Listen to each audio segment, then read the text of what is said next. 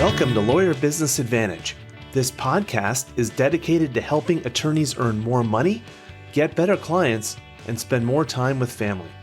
I'm your host, Alay and Gina, founder of Law Firm Success Group. Smart business guidance for small law firms begins in 3, 2, 1. And it's my pleasure to welcome to Lawyer Business Advantage, Gina Cotner, CEO of Athena Executive Services. Gina, welcome to Lawyer Business Advantage. Thanks so much for having me. I love what you do, which is focusing really on delegation and pairing that delegation skill with virtual assistants that you source from across the US. Love to hear, how did you get into this business? It's not the sort of thing that people generally just start up one day. That's right. Yeah, I remember saying to my mom, I think I'm going to be an executive assistant. She's like, really? That's where all this private education led to? An executive assistant? How's this working? But anyway, it was after a lot of things in my career and a lot of life happening. Then I found myself as a executive assistant myself, working for a CEO of a small firm. And she got out of the lease or the building that we were in, and we were all working from home long before COVID. Yeah. So I was an executive assistant working from home, supporting a CEO. And I said, wow, I rather like this.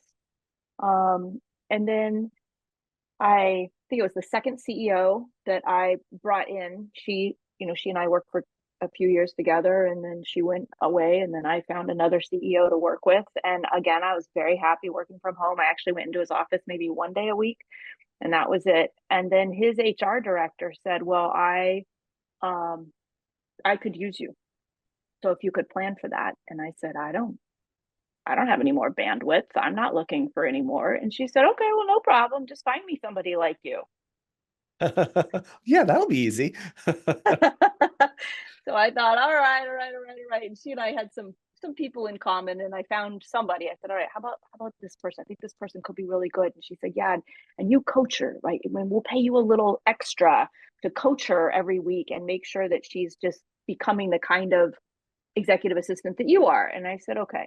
So we did that for a few months, and then the same HR person came back to me and said, listen, the guys in sales totally wasting their time doing admin stuff. It's a waste of their time.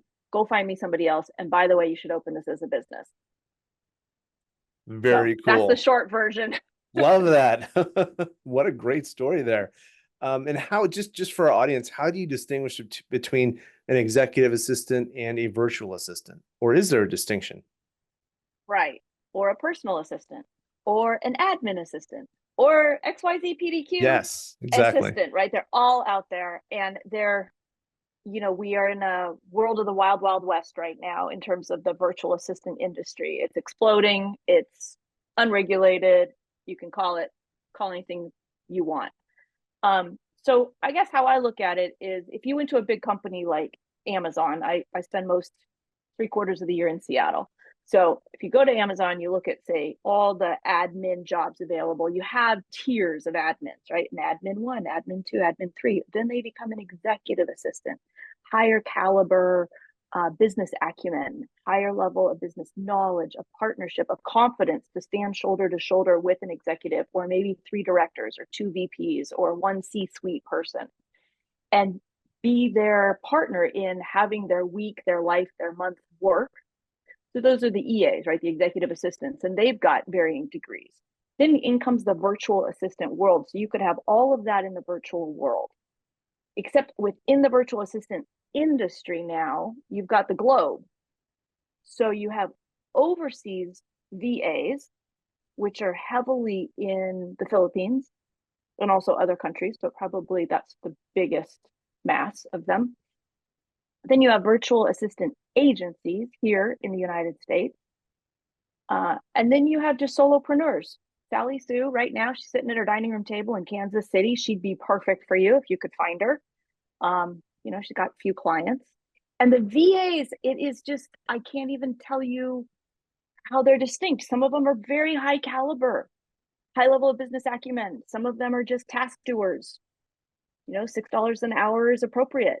They're doing low level tasks. So I just made up this term called, all right, well, I want my people to be virtual, but also high caliber. Because I just asserted that everybody, if they could have it, or a lot of people, if they could have it, would like the caliber of EA, like somebody's got on the 40th floor of the downtown high rise, but they don't need them 40 hours a week. They just need them maybe 10 hours a week.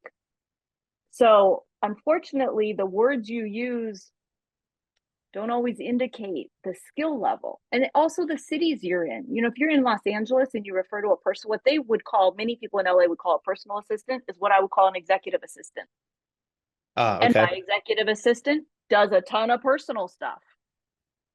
But I want somebody really smart doing all my personal stuff Right. along with my business stuff. Thank you very much. So there you go. That's an unclear answer, but just I hope it leaves your listeners, just if they go shopping for a virtual assistant, ask. Because when you get it described to you, you might say to yourself, gosh, that sounds like an executive assistant. Okay, well, it is. But they're calling themselves whatever they're calling themselves today. Yeah. Well, it's interesting because how you've done your services is seems like it's very distinct and deliberate. So you made some choices about, sourcing candidates in places you don't source them from, places you do source them from. Tell me a little bit about the type of candidate that you work with that's a part of your team, and what might set them apart from others. Yeah. I'll tell you, with the recent tech layoffs in the last couple of years, the caliber of resumes that come to us are unreal. I'm just like, I'm always happy with what we had 7, 8 years ago, but it's becoming more and more and more high level. So everybody we have is within the United States. And some of them in the early days, I didn't care so much if you had a bunch of EA experience. I said to myself, are they a good project manager? Are they a good coordinator? Can they think from the whole of somebody's life? Or are they too much of a task doer? I keep distinguishing between task doer and like business partner, shoulder to shoulder business partner. Um, so now, though, I'd say in the last few years, pretty much everybody who's on board with us has a pretty high level of specific EA experience, right? They've supported C-suite, they've supported a solopreneur who's just growing their business like mad. And oftentimes that's the first hire. It's just a right-hand person who can do a little of this and a little of that and a little bit of this and a little bit of that until they're ready to bring on board maybe their very first full-time employee. Yeah, and so you've deliberately focused on sourcing people from the US.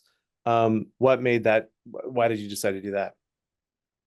I think a little bit of lazy brain, which is I just thought I don't want to try to figure out how to how to do something else. Um, I was concerned about learning the laws that I would need to learn to do that with integrity. People said, "Well, everybody's doing it; just go do it." And I'm like, "But I'm not going to just go hire somebody from overseas because everybody else is doing it. I'm not at the source of what would be expected of me from a legal point of view, a tax point of view, a law point of view. I don't know." So at first, I just started sourcing in the United States because that was familiar. But as we've now been around 8 years, so a lot of people now have had VAs. So who comes to us and is shopping, are now much wiser shoppers. They are people who've had VAs and they've turned out or they haven't turned out, or they've tried overseas and they like this about it, but they don't like that about it. So we hear some of the bad stories of all the scenarios from around the world, not to say it's all bad. Right, But as I right. hear those, I think, boy, I want to just stay right in this lane. This isn't Yeah. necessarily the right lane for everybody. There's a, but I just said to myself, I don't want to venture to a world where I'm unsure about people's internet quality, the culture. Like the other thing that I didn't want to get into is some of the cultures. We have got culture differences here within our own country, but in certain cultures, it can be very shameful to make mistakes. So what's really important is to make sure your boss doesn't find out you made a mistake. And we just don't operate that way. Right. We're the kind of, because if you have somebody who's a business partner, they come to you and they say, hey, I got to tell you this thing. I just screwed this thing up. Help. They're not trying to like brush it under the carpet, right? And that we keep hearing stories about, well, we didn't know they screwed something up. I would have helped them had I known. or I tried to reach them to help them and I couldn't, or somebody said my VA went offline for 3 days. I don't know where they went.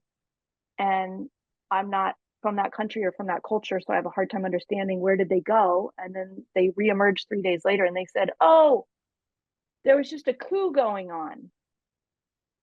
A coup? Like, I don't wake up in a world where there's a coup. And they're like, and so I don't know what they did. They did whatever they do and there's a coup and then they reemerge. And so I just thought, I'm not related enough. I'm not educated enough about all those cultures to be able to say, okay, come under my wing and represent my brand and my company. Yeah. Well, probably a wise decision. And one thing that I really like about this approach, and tell me how this has changed. When I first heard about, US based virtual assistants, executive assistants, it was under the idea that there is, a spouse that stays at home. At that time, it was typically the wife. So it was a stay-at-home mom who, when the kids are in school, has some free time, super highly educated. A lot of them have graduate degrees, incredibly capable. It's just that they don't want a full-time job. They only want to work a few hours. But that was a long time ago. So, I mean, that was probably over 10 years ago by this point. So, love to get your take on how that's changed, or maybe how it hasn't changed, and what the life is like of a typical EA that works for you. Yeah. So that still exists. And that is a gold mine, as you were just pointing to. It's really, I look at the caliber of education of a lot of these people who work for me, and a lot of them are women. And I think it's exactly as you said. They do have small children. They do want to be in the business world. They want, even one of my managers, my company is run by two managers, and she now has two little ones, a 3-year-old and a 9-month old. And I say to her, I said, are you sure you don't want to maybe just take a whole year off and go be with them? And she's like, Gina, I would lose my ever loving mind. She's like, no. She's like, the brain in me is like, no, I need to be doing business to some degree. I cannot live in the world of a 3-year-old and, moms of toddlers and all of that all day long. So it is, yes, still very much that. And then you mix, I think what's new in the last 10 years, right? So now we've got Gen Zs coming up. We've got the younger millennials coming up. And, they're just bringing their values, which is a lot of, I want to work the way I want to work, and I want to work where I work, and I want the culture to be awesome. And I don't want to sell out. And no, I'm not going to sit in traffic for an hour and a half to go sit in an office. While the office might be pretty, what else? Like, I could be just, they are a generation that is just as related to each other and has learned to be related to each other this way, right? Online. They don't have I miss hanging out in the break room with my friends. They didn't have that. So that generation is also driving, I think, they want to work where they want to work and how they want to work and when they want to work. And that works really well in my industry. Yeah, for sure, So especially since you can be remote, exactly. which is really, really cool. All right, well, let's shift perspective here a little bit. Let's talk a little bit about your clients and delegation specifically. It's one thing to have a right-hand person who you can offload not only business stuff to, but personal stuff to. How cool is that? But they've got to be set up for success. And I see this a lot when we're working with the owners of small law firms. They really, really want some assistance because they're just totally overwhelmed. And then that person comes in and they're like, thank God you're here. Blah, take all this stuff and then just go run with it. And don't come back. Like, I don't want to even deal with it. Call me when it's done. Yeah, exactly. And so that whole delegation piece is just missing. And a lot of it is because they're overwhelmed. A lot of it also is because they don't know how to delegate. And so I suspect you probably run into this occasionally with maybe a few of your clients from time to time. What is some guidance that you provide to your clients about delegation and working well with their EA? Yeah. The EAs themselves kind of coach the client. It's not something that's really on the brochure, so to say, but that is what ends up happening. The EA has to kind of say, okay, write down. Like right now, anybody who's listening, I would say you can just start writing down what are the tasks that are repeatable. I do them regularly. They're not rocket science. They don't require a law degree. Or I'm just not good at it, or I just freaking hate it. you know, and then you want to start handing them over. Now, it is an investment of time. I think that's the biggest thing I would say is that thou shalt not expect immediate relief. It's going to get harder before it gets easier when you bring on board an assistant. And you should invest the time to train them in your processes or in what you're delegating. And you think to yourself, I don't have time for that. I don't have time for that. It's going to be faster, cheaper, easier, better done if I just do it myself. And that's accurate. It's just if you look 5 years from now, do you still want to be the one doing that?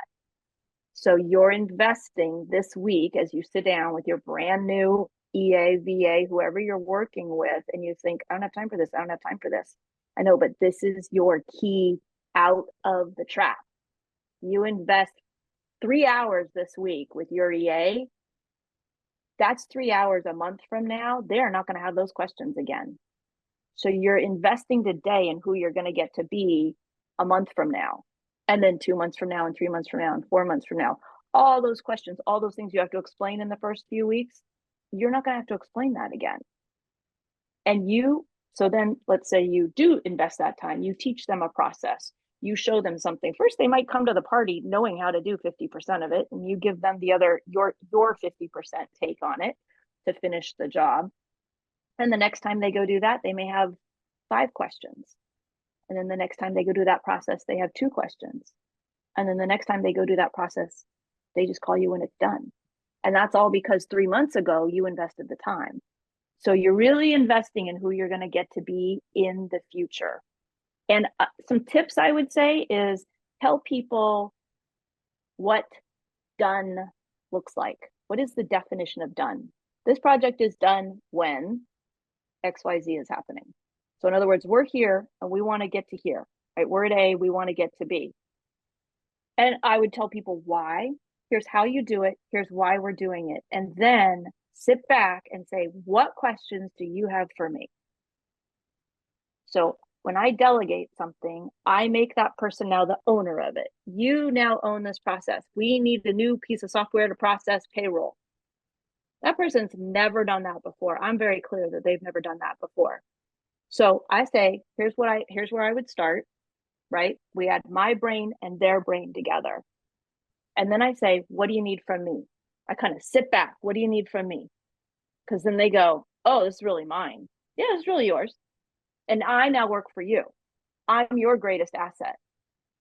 I don't have the answers. I'm not necessarily know how to do this project myself. You own this puppy, but I'm going to be the best team player I can be. That empowers them. And that also leaves them doing the critical thinking. One of the pitfalls in delegation is I got to do all the thinking for you, and then I got to tell you step A and B and C and D and E. Well, that's exhausting. No, I need to get from point A to point B, and I have A, B, and C to say about it. What do you need from me? Now they have to think. Oh, what do I need from you? Oh, well, I guess I need a login, and I need a this, and then I got to go do some research, and then I'll get back to you on Friday, and I'll let you know if there's something else I need. Okay, good, and I'm available. That's another thing in delegation. You got to be available, at least a little bit available for when somebody gets stuck. So you want the boss, have got to be a good team player. That's right. But you don't always have to be the leader. You can let them lead, and they'll love leading. If they're a high caliber assistant, they will love leading you. And being led as a leader is so luxurious. Yeah, it feels really good. And it's, it's so rare. I think that's one of the really interesting things about bringing on an executive assistant versus bringing on, another type of a lower caliber assistant, which is if you're, and you attorney entrepreneurs that are listening, you know what I'm talking about here. It's like the difference between bringing on a first year law student and a senior associate. I mean, for that first year law student, you do have to spell everything out because they don't know anything. So you have to teach them everything. But when you're bringing in that senior associate, you can let them run. And that feels really good. When they just grab a project and they're just running with it and they're keeping you informed and they're coming to you for consultation, but they're taking the lead on it. They're pushing it forward on their own. And, you get to sit back and coach and take part and enjoy the wonderful success that they're having. And it sounds like that's a similar situation if they were hired an executive assistant. Exactly. And then when you have a high caliber person, you can coach, you can correct. You don't have to coddle.